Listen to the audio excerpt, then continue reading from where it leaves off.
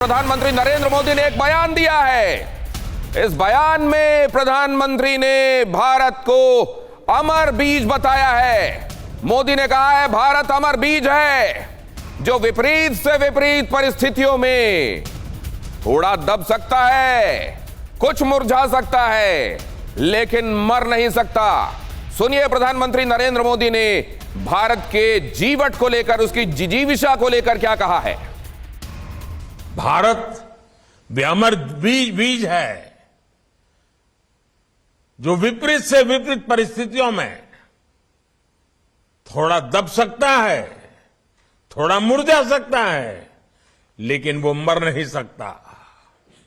वो अजय है, अजरा अमर है, क्योंकि भारत मानव सभ्यता का सबसे परिष्कृत विचार है, मानवता का सबसे स्वाभाविक स्वर है। एक बार फिर से मैं आपको बता दूं और मौजूदा संदर्भों में इसको देखिए।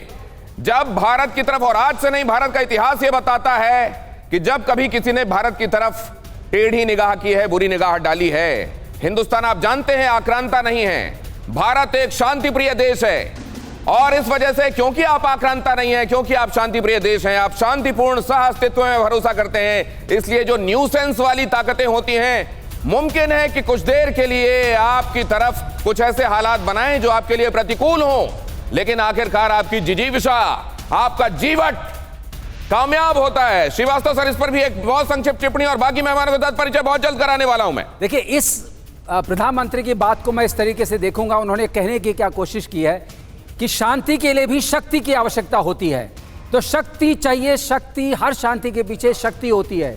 वो शक्ति भारत अब जुटा रहा है और भारत ने इसको पहचान लिया है कि हमें शक्तिशाली होना ही पड़ेगा। इसी के लिए आपने देखा 2 माउंटेन कोर आई हैं, 17 और 1 दोनों तैनात हैं, सारे लड़ाकू जहाज तैनात हैं, सारे ग्राउंड अटैक जहाज तैनात हैं, एयर डिफेंस नेटवर्क तैयार है, और आपके जो माउंटेन की जो वो आर्टिलरी होती है वो तैनात है, आपकी सेनाएं तैनात है। मैं आपको एक और बात कहना चाहूँगा दिनेश, ये हमारा आकलन नहीं है। हर देश अपने आप कहता है कि मैं लड़ सकता हूँ। ये आकलन है Balfour institute for international relations का, जो शिकागो बेस्ड है, यूएस का इंस्टीट्यूट है। उनका भी कहना है कि जिस तरह से तैनाती है, उन्होंने आकलन किया था दोनों तरफ, उस तरफ चाइना की तरफ, हमारी तरफ, अगर कोई युद्ध होता है तो भारत का पलड़ा भारी रहेगा। भारत का पलड़ा भारी रहेगा।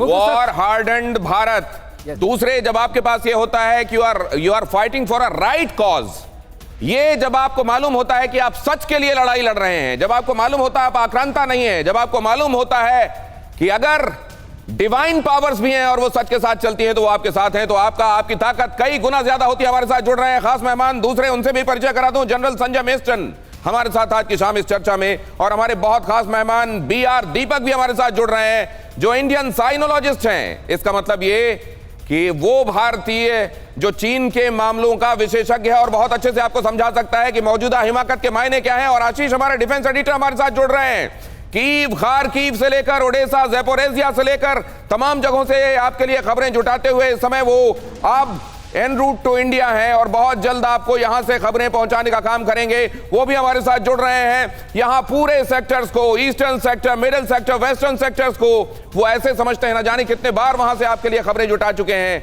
वो ऐसे ही समझते हैं जैसे हम अपने हाथों की हथेलियों को। लेकिन अब देखिए जरा ये अहम खबर देखिए, पिछले कुछ हफ्तों में कई बार चीनी ड्रोन्स ने की घुसपैठ, सोर्सेज बता रहे हैं। LAC पर भारतीय एयरफोर्स के बेहद करीब उड़े चीनी ड्रोन्स। भारतीय एयरफोर्स के जेट ड्रोन्स को खदेड़ने के लिए तैयार थे। भारतीय जेट इन ड्रोन्स को खदेड़ने के लिए तैयार थे। एयरफोर्स ने सुखोई 30 MKI से चीनी एयर वायलेशन को रोका। और यह भी क्योंकि एयरफोर्स से रिलेटेड खबर है, तो बहुत जल्दी मैं ये समझना चाहूंगा सर, उनके ड्रोन्स को खदेड़ने के लिए हमारे जेट्स। देखिए, ऐसा है कि ड्रोन्स को खदेड़ने का मतलब इनके ये हाई वैल्यू ड्रोन्स थे। ये वो वाले ड्रोन्स नहीं जैसा कि नॉर्मली आपको सुनाई पड़ता है और नॉर्मली जनमत में होता है।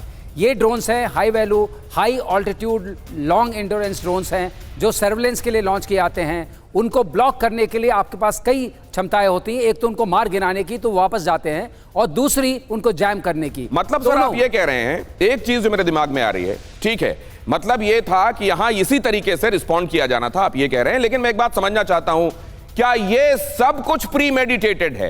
क्या ये सब कुछ वेल प्लान्ड है? और क्या ये चाइना ने इस समय को, इस तारीख को, इस वक्त को मुकर्रर कर लिया था और अगर ऐसा है तो असल में चाइना जो बिगर पिक्चर है चाइनीज मंसूबों की, वो क्या है?